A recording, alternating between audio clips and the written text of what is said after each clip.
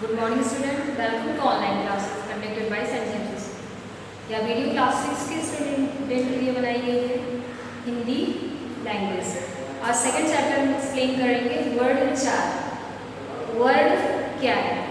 पिछले चैप्टर में हमने भाषा बताया था, भाषा क्या है?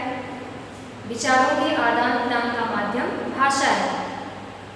जब हम अपने विचार व्यक्त करते हैं तो किसी भाषा का प्रयोग करते हैं, चाहे हिंदी चाहे इंग्लिश, कोई भी भाषा हो, तो उसकी जब रचना होती है तो उसकी मूल रचना वर्ड से होती है। तो हम आज वर्ड के बारे में पढ़ेंगे और उसके भेद प्रभेद और उसके अंग और उसके अंगों पर चर्चा करेंगे कि वर्डों की रचना कैसे हुई। आइए हम देखते हैं वर्ड विचार। वर्ड क्या है? वह छोटी सी छोटी इकाई, भाषा की वह छोटी सी छोटी इकाई जिसके खंड ना किए जा सके, जिसके टुकड़े ना किए जा सके, वह वर्ड कहलाता है। जैसे भाषा की सबसे छोटी इकाई, भाषा की सबसे छोटी इकाई, भाषा किससे बनती है? शब्दों से। शब्द किससे बनता है? वर्ड से। तो एक वर्ड, एक वर्ड क्या है?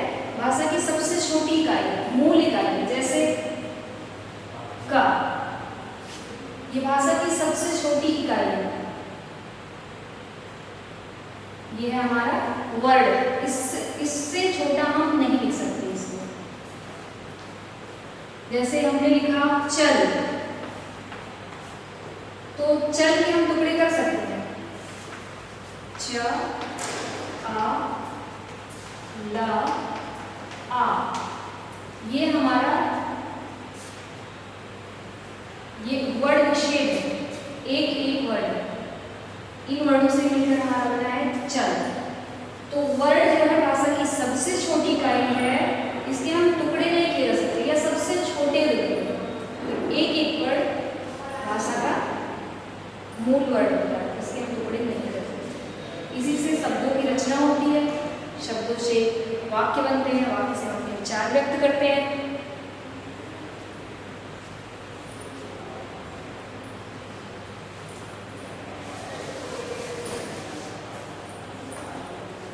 तो वह छोटी सी छोटी ध्वनि, ध्वनि मतलब वर्ड, जिसके खंड ना किए जा सके, खंड मतलब टुकड़े ना किए जा सके, वह वर्ड कहलाता है। वर्ड के भेद, वर्ड के दो भेद होते हैं, स्वर और व्यंजन। स्वर क्या है? वे वर्ड जिनके उच्चारण के लिए हमें किसी अन्य वर्ड की सहायता नहीं लेनी पड़ती है, वे स्वर वर्ड कहलाते हैं। मतलब ये निर्बाध मुख से निकलते हैं, इनको बोलने के लिए किसी अन्य वर्ड की सहायता नहीं ली जा सकती। इनकी संख्या 11 है। जैसे आ,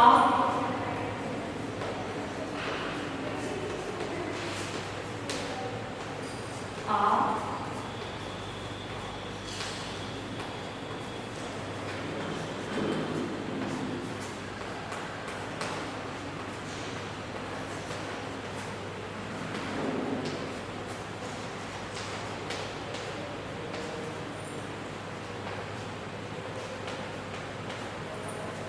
ये स्वर वर्ड। इनको बोलने के लिए हमें किसी अन्य वर्ड की सहायता नहीं लेनी पड़ती। जैसे आ, ई, उ, ए, ओ, औ। इनको बोलने के लिए जीवा हमारी कहीं भी स्पर्श नहीं करती, ये सीधे कंठ से निकलते हैं, गले से निकलते हैं, निर्बाध मुख से निकल जाते हैं। हमारी जीवा, हमारी दंत कहीं भी टच नहीं करते, मतलब कहीं भी स्पर्श नहीं करते। स्वर वर्ड वो है।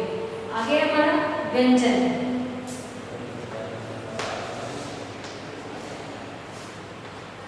व्यंजन क्या है? वे वर्ड जिनको बोलने के लिए, जिनके उच्चारण के लिए हमें स्वर वर्डों की सहायता लेनी पड़ती है, वे व्यंजन वर्ड कहलाते हैं। जैसे का, खा, गा, घा, घ, च।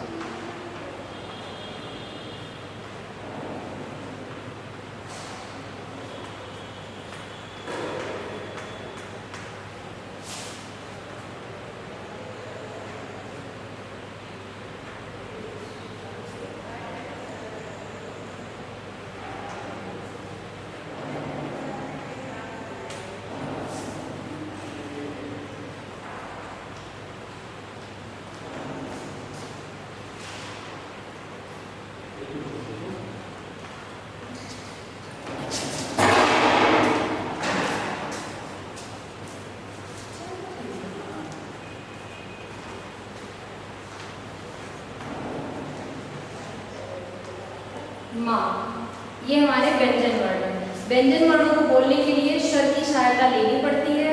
बिना स्वर वर्ण के ये नहीं लिखे जा सकते, ना ही बोले जा सकते। जैसे पहले हमने बताया था का में हमारा आ स्वर छिपा रहता है हमेशा। इसको अलग करने के लिए हम हलंत लगाते हैं।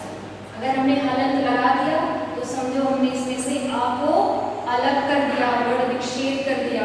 का हलंत प्लस आ, ये हमारा का है।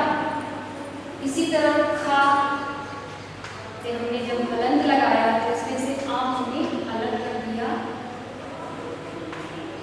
खा। इसी तरह संपूर्ण व्यंजन वर्ण का से मा तक सभी व्यंजन वर्णों में आ हमारा छिपा रहता है, मिला रहता है। ठीक, ये हमारे व्यंजन वर्ण। आगे आते हैं। व्यंजन के 3 भेद होते हैं, स्पर्श, अंतस्थ, ऊष्म। ये हमारे हैं स्पर्श वर्ण।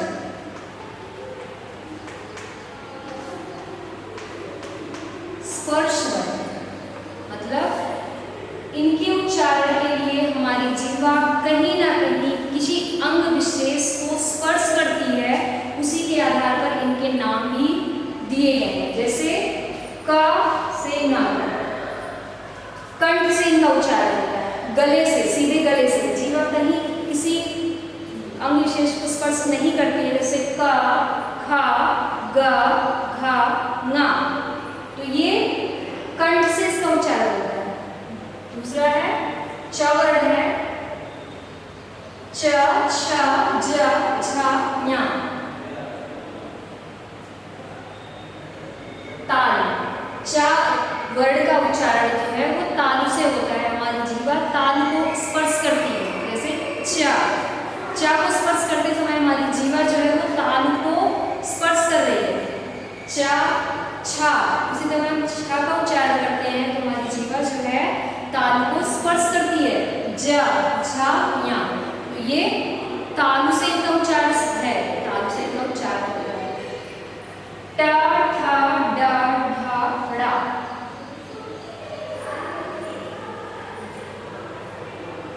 ट वर्ग का उच्चारण स्थान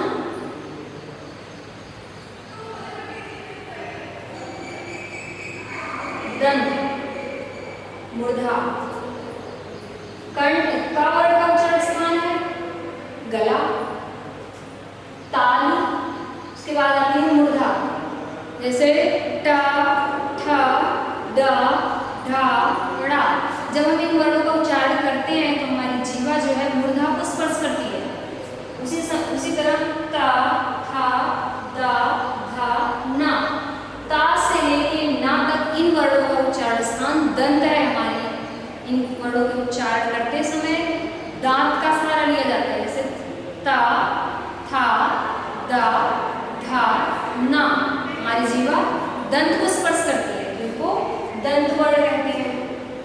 आगे है हमारा प, ह, ब, भ, म। इनका उच्चारण स्थान होता है ओष्ठ। जब हम प वर्ण का उच्चारण करते हैं तो हमारी जीवा, हमारे ओठ आपस में स्पर्श करते हैं। प, फ, ब, भ, म। आप स्वयं उच्चारण करके देखिए और समझिए कि इनका उच्चारण स्थान कहाँ है। आगे स्पर्श वर्ण हो गया। अंतस्थ वर्ण, अंतस्थ वर्ण क्या है?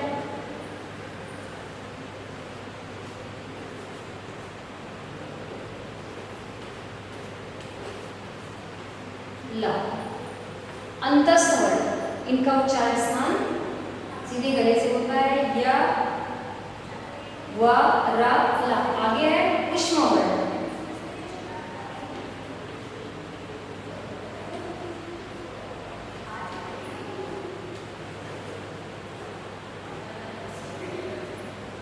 श, श, श, ह।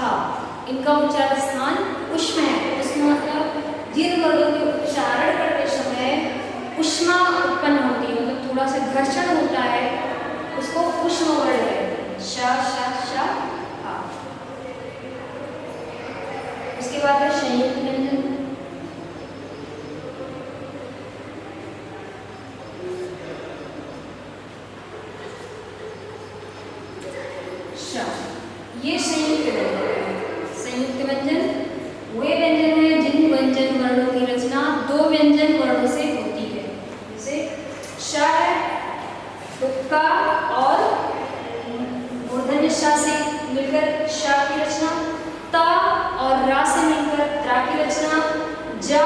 और न्या से मिलकर ज्ञा की रचना, शा और रा से मिलकर श्र की रचना। तो ये संयुक्त व्यंजन है। आगे अयोगवा,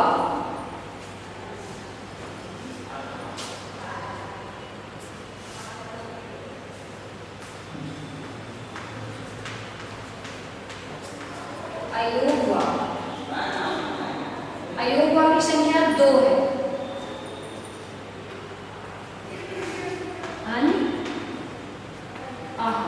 जिसे अनुनासिका और विसर्ग कहते हैं।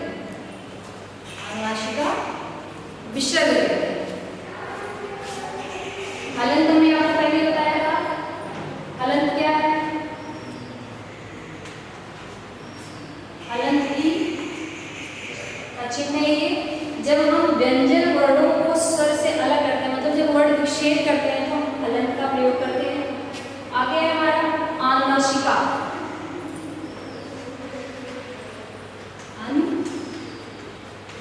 अनुनासिका, इसका चिन्ह है, जैसे हम पूंड लिखते हैं, रंग लिखते हैं, आंख लिखते हैं, तो हम अनुनासिका का प्रयोग करते हैं।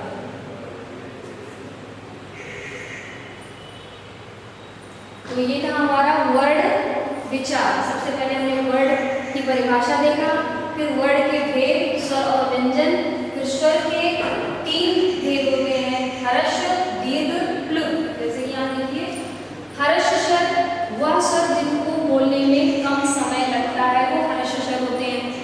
दीर्घ स्वर जिनको बोलने में हर्ष स्वर से दुगना समय लगता है, जैसे बड़ा आ, बड़ी ई, बड़ा ऊ, ए, ओ, औ, ये दीर्घ स्वर है। उसके बाद एक प्लुत स्वर है, जिनको बोलने में तिगुना समय लगता है, जैसे ओ। तो ये स्वर के भेद थे, हर्ष, दीर्घ और प्लुत। आगे था व्यंजन, स्पर्श व्यंजन, का से लेकर के वहां तक स्पर्श व्यंजन। उसके बाद अंतस्थ व्यंजन, या, वा, रा, ला, अंतस्थ व्यंजन हुआ। आगे है उष्म व्यंजन, शा, शा, शा, हा, उष्म व्यंजन हुआ। उसके बाद संयुक्त व्यंजन, शत, त्रंग, ज्ञा और शम। उसके बाद अयोगवा, अन, अह, हलंत, अनुनासिका। ये था वर्ण विचार। धन्यवाद।